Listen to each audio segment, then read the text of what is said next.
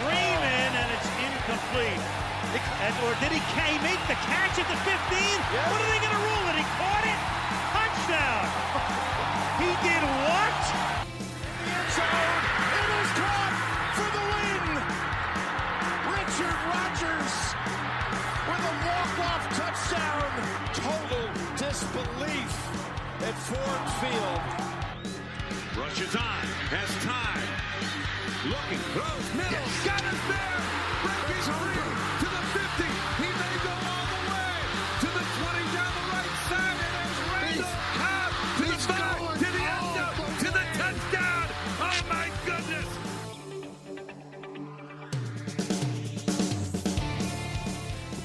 Hey, welcome everybody to the Green and Golden Boys Packard podcast. I am your host, Charles, and with me as always is Marcus. Hey everyone.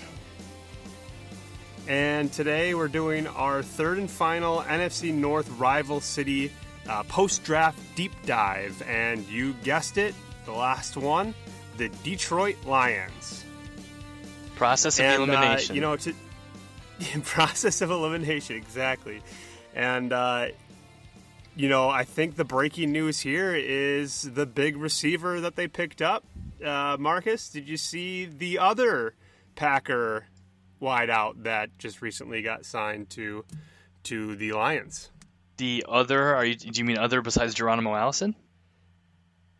Well, I meant the other besides we lost Davis in our episode with the Bears. Sure. But yeah, exactly. Yeah, Geronimo Allison. How do you feel? I honestly believe that based on last year, getting rid of Allison and signing Devin Funchess is an upgrade. I have to express how disappointed I was last year with Geronimo Allison's performance, especially, through the first 6 games or so in 2018. He was on track for a record season, a breakout year in a lot of respects. And then just last year, he just couldn't figure it out. Just couldn't make the clutch catches, contested catches, and just, was a kind of a shell of his former self. I don't know what his deal was last year.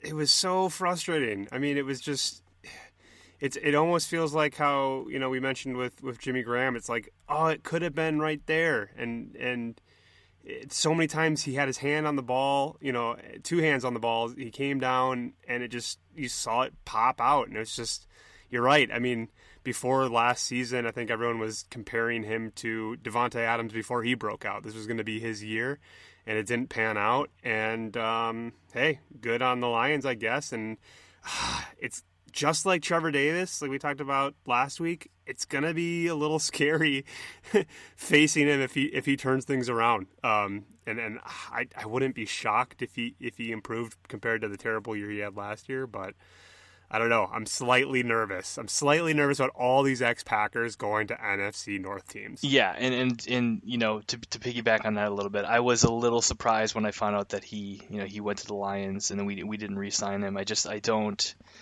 think given his sample size, his entire career with Green Bay was decent. So I'm a little surprised they're not giving him. They didn't want to give him another chance, but.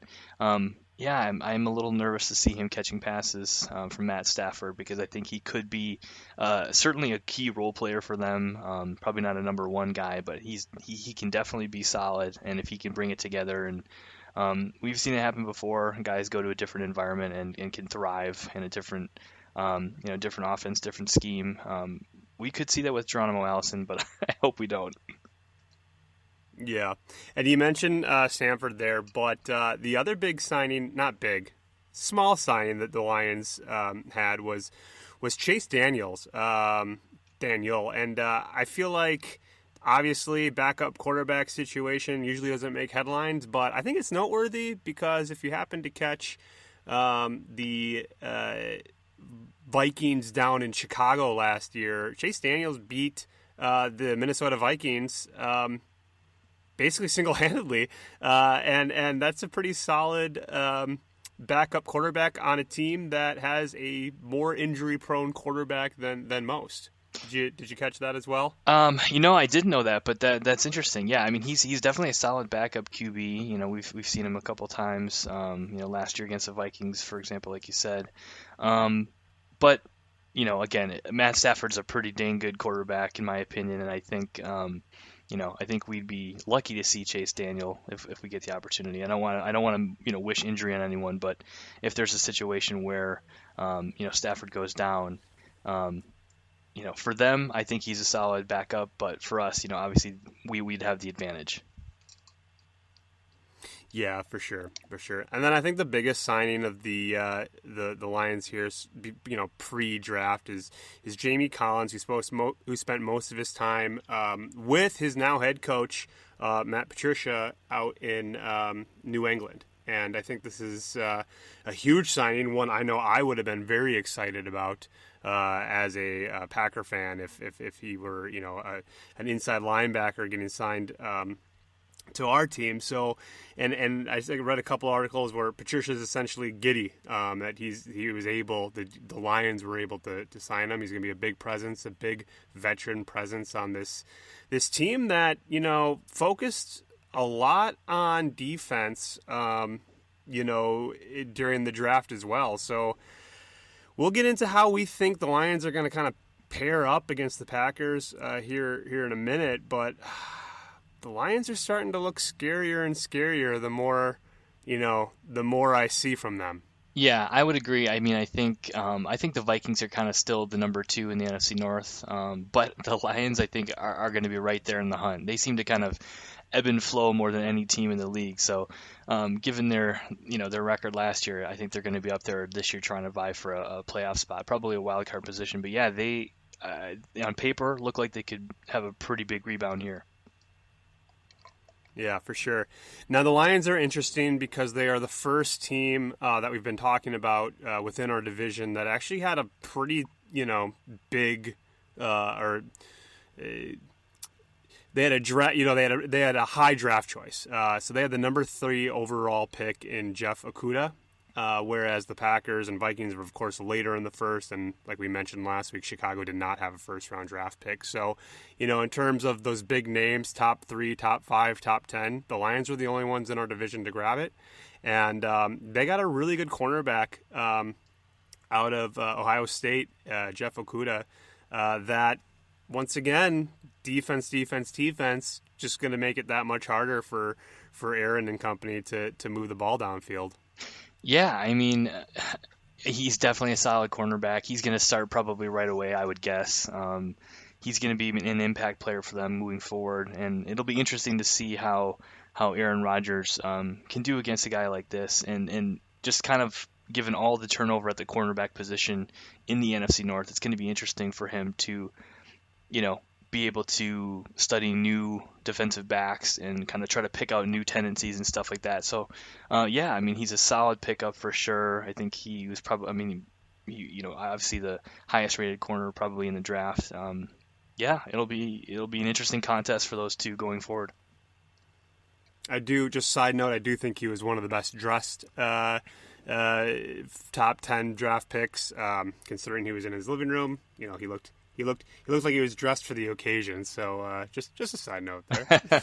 But moving to their second round, DeAndre Swift, and I think that's an awesome last name for a running back. And once again, I mean, so this is number 35 overall. I think a really solid pickup. I mean, as a Lions fan, I got to be pretty pumped because just looking at their total draft class, they kind of filled a lot of different needs, and kind of like the Packers where they spread things around. But DeAndre Swift had a couple of 1,000-yard rushing seasons the last 2 years, averaging something like 6.5, 7 yards a carry each of those 2 years. I think, a top 35, top 50 running back is always scary. I know a few of them went around there, but not knowing a lot about him, just basically looking at his stats and some of his highlight reels, once again, I think it's someone that they can plug in pretty quick and should have an immediate impact for Detroit. Yeah, I mean, we'll see for sure, but yeah, I mean, this is a solid running back. And I think he can catch the ball too, averaging almost 9 yards per catch, 61 receptions last year. Yeah, I mean, I think the Lions are a good team, but I think they could be a really good team when they have a solid running back, and somebody like this who can catch the ball too out of the backfield. So, yeah, that was, I think a good pick for them. I will say though, the Packers included, I was a little interested to see, the number of running backs that got taken early. I think there were 6 or 7 taken before the Packers took. Remind me, was it A.J. Dillon? Yes, correct. Okay. Yeah, but, at a position where I think the consensus right now is you can kind of plug and play guys, I was a little surprised to see this pick that early, but, that's not to say that he can't be impactful right away. Yeah, and then just kind of round out that third and to kind of reiterate that point of just being happy with the type of position. Like we said, first pick cornerback, running back, and then, their third pick, an edge rusher, Julian Okwara from Notre Dame, excuse me. I mean, those are, one of the top paid positions in the NFL, edge rusher, just because, I mean, it's such a valuable spot. So, once again, a higher pick, being in that number 3 spot overall is just going to be, I feel like they're going to hit on out of all the drafts we talked about, I just have this gut feeling they're going to hit on a few more than some of the other teams in the NFC North, just based on where they were picking, right? They weren't getting all of their picks back in the later rounds. They had a lot of picks, 3-4 picks before, the Bears in particular had their first. So, I guess I'm getting nervous about the Detroit Lions, and I think that's a really good, place to transition, because not just because of what they've done here in terms of, draft and free agency, but I mean,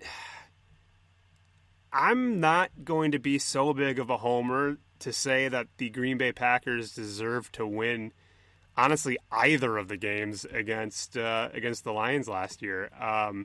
The first one, the very questionable hands to the face penalty. I don't know.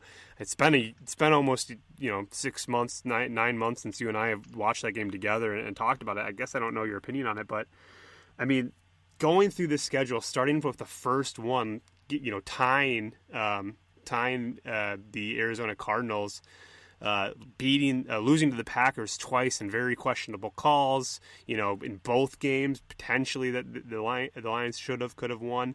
Losing to your Super Bowl champions, the Chiefs, on a weird fumble play. Do you remember this? That 100-yard fumble return where, like, every time I look at it, it doesn't feel like that play should have been called dead.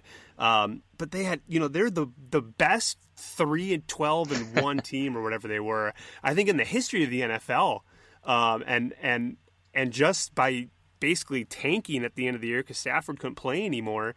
I mean, I think they were probably legitimately above 500 team that had some calls go the wrong way. Their quarterback got hurt, but then they got a third overall draft pick to kind of put some, sugar on top of this. I'm scared, man. Yeah, I mean, I would agree that we need to be a little bit nervous about the Lions. I wouldn't use the word scared quite yet, but yeah, I mean, they did, they terrified. Yeah, I think you're right. The last year didn't go their way, but they definitely were in a lot of games. And then obviously Stafford gets hurt, but yeah, I mean, they seem like a team that can kind of come back this year and make a run. We'll see, but I think they're putting the right pieces, together, putting a good team on the field. So it'll be interesting to see. But yeah, a team that we barely beat either time last year, barely beat them, walk off situations, and yeah, a team that you can't ignore them. Right. You can't ignore them. And, my bold prediction, way too early prediction, is that it's going to come down to that last game between the Packers and the Lions. And I'm calling it now. The Packers are going to win the division. And the Detroit Lions are going to be second in the division and get a wild card spot. Yeah, I mean, I think I'm still going to go with Packers win the division and the Vikings take that wild card spot, but you know,